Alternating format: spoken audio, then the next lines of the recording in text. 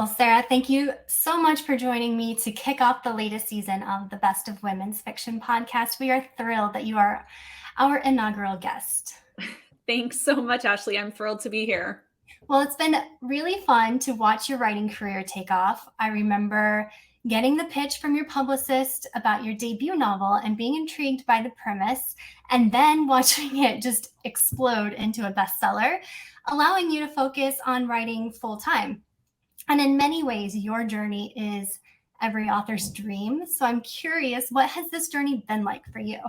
Yeah, thank you, first of all, for saying that. That's very much how I feel. I think most people know by now that I have a background in finance. I worked in the corporate world for 13 years, and I wrote The Last Apothecary, which was my debut. During that time, I would wake up at 5 in the morning and write before I had to log into my day job.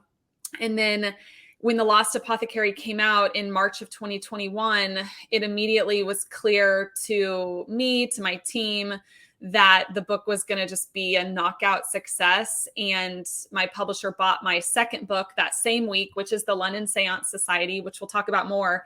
So that week I quit my job. Like, all of these things happened in 1 week. And I feel like, to your point, this childhood dream of having a book published, and then it was just so much more than that, because not only was it published, but it was an instant New York Times bestseller. And I was able to then support myself financially with my writing and not my day job. So the journey has been very humbling. It has been an incredible source of gratitude for me. And probably the coolest part, people ask, what is the most amazing thing? Was it hitting the list, or what is it?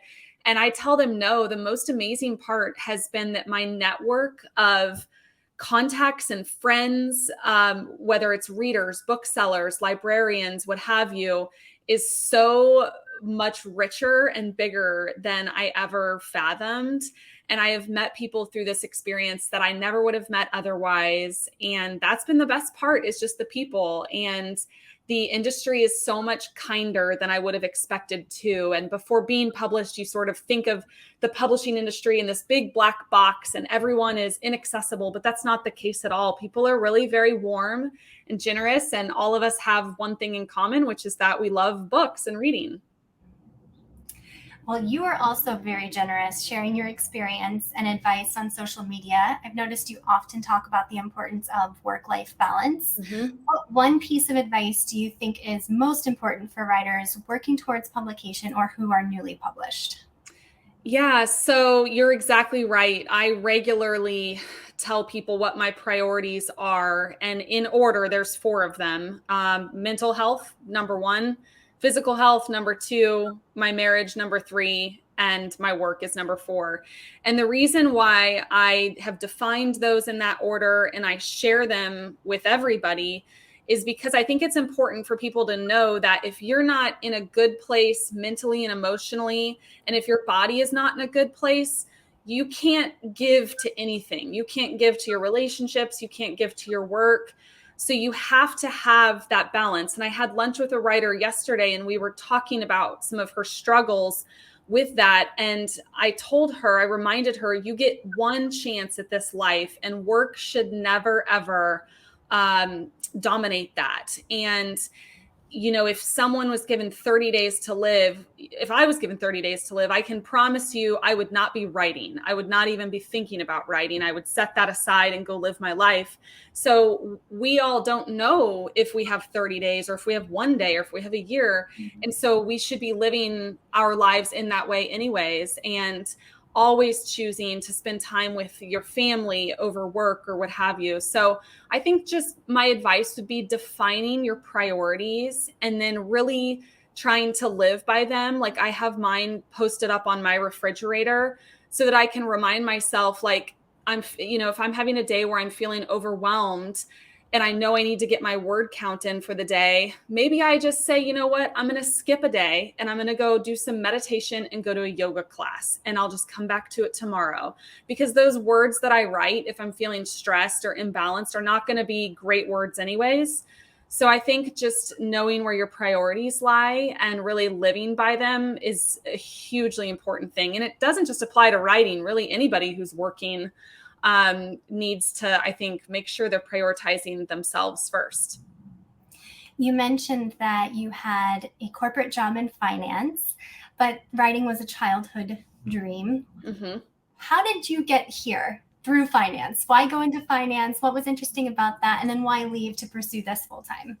Right. So I'm a pretty pragmatic person. And although I take a lot of risks in my life, there are certain things, particularly around money and jobs, that I'm fairly conservative. And so I knew in college I didn't want to live out this idea of like a struggling artist. I've always loved writing, as you said, since childhood. And I thought about going into journalism, or I thought about maybe I should go pursue an MFA or something kind of in the creative arts. But I just kept coming back to this concern that, like, what if it doesn't pay off literally? I feel like I should make my creative interests something that I do in my spare time, but not rely on them for financial freedom. So I went with finance because, interestingly, I've always loved math and I'm pretty decent at math. I am very analytical and left brained in that way. So I love spreadsheets. I love data. I love organization. So I went with a finance degree and had really some amazing opportunities in that corporate workforce experience. I mean, interestingly, the reason why I even went to London, where my first two books are set, was because my old corporation had an office in London just steps away from where the Last Apothecary takes place. So in some ways, I realize now that my corporate experience and some of the things that have happened in my writing life have always been inextricably intertwined. And so I can look back now and say, I'm so glad I got a finance degree. I'm so glad that I did that corporate world. But to answer your question directly, when I was in the finance world, I would come home a lot of nights and just say, gosh, I feel like I've been doing math and numbers and spreadsheets all day. I need some sort of creative outlet. And sometimes I did like needlework or cross stitch or knitting, but sometimes I would write, and I would write like little short stories. And then eventually I enrolled in a creative writing class. And after I had a few of those classes beneath my belt and I'd read a few books on how to write, which there are plenty of them that I can recommend as well if anyone wants ideas. But after a few of those, I decided I'm going to actually try and start writing a book. And so that's what I did. I just kind of found a way to weave in the creative pursuits with my full-time job. Well, of course, I want to talk to you about your sophomore novel, The London Séance Mhm. Society. Could you start out by telling our readers what it's about? Yes. So the London Séance Society takes place in high Victorian London, 1873, when ghosts and mediums and seances and spiritualists were all the rage. So the Victorians were obsessed with anything related to the occult. So I love that setting to start with. I love that eerie atmospheric setting. And I decided that I wanted my main character in my story to be this woman named Vaudeline. And Vaudeline is known worldwide for her ability to conjure the spirits of murder victims in order to ascertain the identity of the people who killed them. And one day she gets a knock at her door from a young woman named Lena, who recently lost her younger sister in kind of mysterious circumstances that the police weren't really willing to investigate. And Lena doesn't believe in ghosts. She's very science minded, very logic driven, but she's desperate to figure out what happened to her little sister. So she puts her doubts aside and asks Vaudeline to help train her in the art of seance so that she can hopefully conjure the spirit of her little sister to determine what happened. So that's kind of the opening to the story. The two women travel to London. Lena's kind of learning as an apprentice under Vaudeline, but they find themselves intertwined with this almost secret and exclusive men's club known as the Séance Society. This organization also claims to have seances and do kind of paranormal work. But the two women in my story, Lena and Vaudeline, as they work with this organization, they begin to suspect they're not merely out to solve a crime, but perhaps entangled in one themselves. So lots of cliffhangers, lots of twists. Anybody who loved the spooky, atmospheric nature of The Lost Apothecary will find that exact same thing in this book as well. And the last third of the book is a very intense seance that takes place in this really dark candlelit cellar. And my goal during that seance is to take everything the reader thought that they knew throughout the book and flip it on its head. And so there's a lot of surprises and twists in the story. This novel and your debut novel are both set in the past, the 18th and 19th centuries. What draws you to write in the historical fiction genre? I tend to romanticize the past, and I think a lot of readers of historical fiction, which I am, do as well. I remember one of the first authors that brought me to this genre was Philippa Gregory, and I used to read her stories about the Boleyn sisters or what have you, and just kind of find myself picturing these castles and these beautiful ornate rooms and these huge spreads that these people would put out on tables, and all these little secret hallways in these old buildings. And the reality is the history is full of a lot of inconvenience as well that we as readers and authors don't tend to spend much time on. But there was a lot of illness. There were insects everywhere. People didn't live very long, and women didn't have a lot of freedom and choices. But my point is that in writing historical fiction, I kind of do romanticize it. Like, I think we tend as authors to skip over some of those things that we know our readers don't really want to think about or worry about, and just help immerse our readers in what we have learned and researched about that particular era and location, and give them that sensory experience that is inaccessible to us because it took place at a time when we aren't living.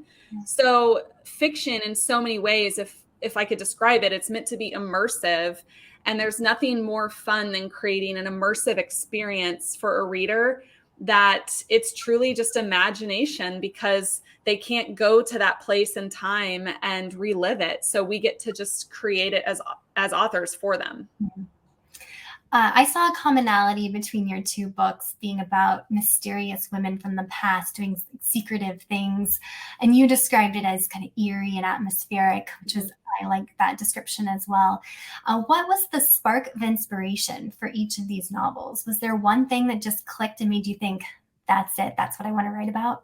So I like strong women who are experts in their field. And with The Lost Apothecary, we had Nella, who was this very adept apothecary that disguised poisons in the tinctures that she sold to her clients. And then in the London Séance Society, we have Vaudeline, who is known worldwide for her skill in the art of seance. So there's something about, going back to your question about why write in the historical era, knowing how many freedoms women did not used to have, there's something really appealing to me about setting a woman in a man's world and kind of giving her a skill or a capability that just intrinsically helps set her above the men, her peers that are men. So I love that. And I love showing women who are kind of subversive in nature.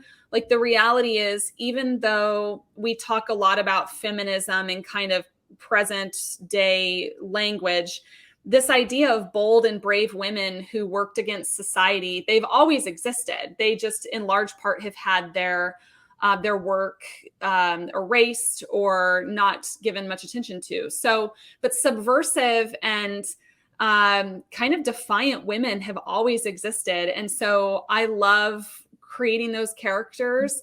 And particularly with the London Séance Society in Victorian London, I learned this through my research, that spiritualists and mediums, that was one of the only professions in which women were more highly respected than men. Men were considered too mentally closed off to allow spirits to kind of enter their mind or their body, whereas women were considered to be empathetic enough and sensitive enough to allow that to happen. So crowds in which or events, in which women's spiritualists were leading these seances, they drew much bigger crowds than if the spiritualist or the medium was a man. So I found that really interesting and perfectly fitting for my story. My favorite part of the writing process is research, and you talk a bit about traveling for research when writing Mhm. on your social media, but I would love to hear more. So, what is your research process for these two novels? Yeah, so research is a fine balance. It would be very possible to spend years researching a book and accumulating a list of 20, 30, 40 books. But the reality is two things. First of all, at some point you have to write the book. Like, unless you want to be a historian, and then you don't have to write the book and you can just go do all the research you want. But my goal is eventually to write a book and tell a story and sell that book to readers. The other thing that I have to remind myself is readers only want to know kind of the structural information that you can fill in with research, but they just want your story, and that's all fiction. And so I would say probably 1 out of 20 pieces of information that I find or research or discover actually makes it into the book. The context is helpful as an author to tell the story, but readers are there for the characters, the conflict, the things that are at stake or might be lost.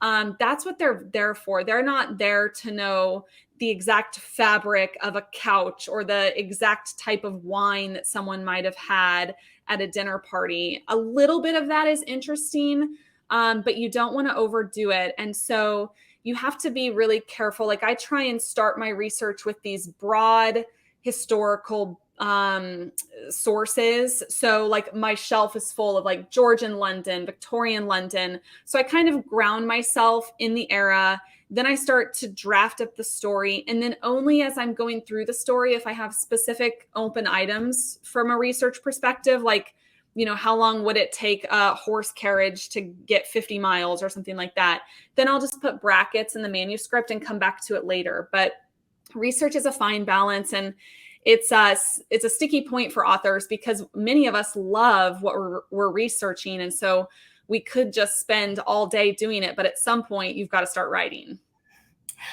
You mentioned that there was a lot of research you did that didn't make it into the novels. Was there a piece of research, some fact or story that you wanted to include, but it didn't fit the story or had to be cut for one reason or another? So I would say similar to what you just asked. I'm going to kind of answer that, but kind of not. From a research perspective, I had so much fun looking at all of these different Victorian superstitions and customs around death and dying and funerals and all of that. And I was able to incorporate a lot of that in. So, and in fact, at the back of the book, there's a list of traditional Victorian traditions surrounding death and dying and seances and that type of thing. So I was able to work a lot of that in. But I think a better answer to your question, something that I kind of cleaned up during the revision process, the London Séance Society, the book kind of opens up and the reader's immediately made aware of two deaths that need to be solved. And so it's in that way a bit of a whodunit. And we have a small cast of characters over the course of the story. There's less than like 6 or 8 characters who repeatedly come up. So if we have 2 deaths and a small cast of characters, and the reader can trust that I'm not going to just throw in a random character at the end who did everything. The thing I had to be careful about through the revision process and kind of remove some stuff and clean up some stuff was making sure I didn't give away my guilty party too soon. So my editor and my agent really helped with that because they, of course, knew who did it and they knew how the crime would eventually be solved. So they helped me kind of sift through some of this person's language and voice and ensure that I wasn't giving away too much to the reader too soon. And I also worked in some red herrings to kind of throw the reader off the track. Well, everyone knows that authors have the best book recommendations. So I'm curious what you're reading right now, what books you think we shouldn't miss. Yeah, so as authors, we get a lot of opportunities to read books that haven't come out yet. So a few that are coming out that I can mention. One of them is called The Golden Spoon by Jessa Maxwell. I believe that comes out mid-June. And for anybody who likes the Great British Bake Off with a little bit of a murder mystery, That's exactly the way I would describe this book. Each of the chapters are themed with kind of like a different baked good and then clues to the mystery. And it's what I would classify as a cozy mystery. So a very fun weekend read, particularly if you're a baker or a home cook. A book that I finished just yesterday and actually just submitted the blurb for yesterday is called The Chateau by Jacqueline Goldis. I can't remember the publication date on that, but it's later this year. And it's four best friends who go to a chateau in the French countryside, and the grandmother of one of them who owns the chateau is found murdered. So the whole story, again, is kind of a whodunit, but it takes place amongst these beautiful lavender fields and these lemon groves. And there's so much rich sensory detail weaved in with the suspense. So that's a really good story. And then the last one I'll say is The Second Ending by Michelle Hoffman. That comes out in a few months. Michelle and I share a literary agent. And if we have any music lovers, they have to check this one out, particularly pianists or people who are into music theory.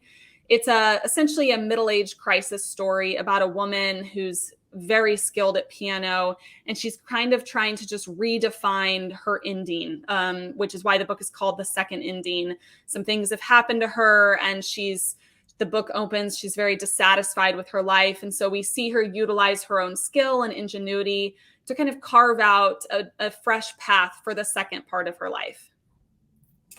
I've mentioned your social media several times during this interview because I think you're such a great follow. So I want to share how people can find you. Will you give us your website and where you hang out on social media? Yeah, so most frequently I'm on Instagram all the time. So Sarah Penner author. I'm not hard to find on there. My website is sarahpenner.com. So Sarah has an H and then penner.com. I also do have accounts on Twitter and Facebook. I'm not quite as regular on those, but I do have those. And then of course I'm on Goodreads. You can follow me on Amazon. But I love interacting with people on Instagram. So anyone is definitely welcome to say hello there. Yes, that's where I follow you, and I'd highly recommend everyone follow because you're so forthcoming about your process. And like I said, that work-life balance is really inspiring for writers. Yeah, thank you. Before we wrap up, is there anything else you'd like to talk about that we haven't covered yet? I don't think so. I would just encourage your listeners or your viewers to just keep reading, keep trying to read outside of the genres that you normally would read in. That's something I'm challenging myself to do as well. I think that exposes our brains to new concepts, new ideas, new ways of writing and reading. And I would, of course, always say just keep supporting your local libraries and shop indie as opposed to some of the big online retailers, because small, locally owned independent bookstores are more important now than ever. Is there anything you can tell us about what you're working on right now?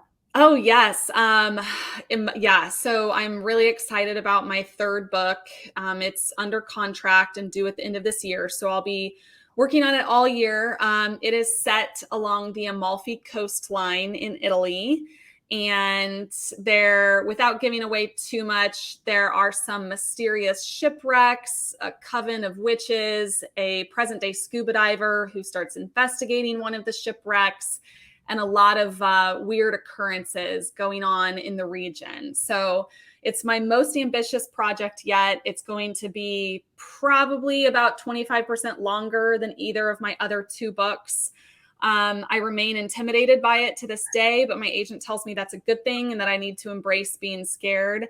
And I know the book is going to be amazing when it's done. And I think I'm trying to kind of show my chops a little bit and stretch my wings. My first two books took place in London. This book takes place in this gorgeous Italian coastline.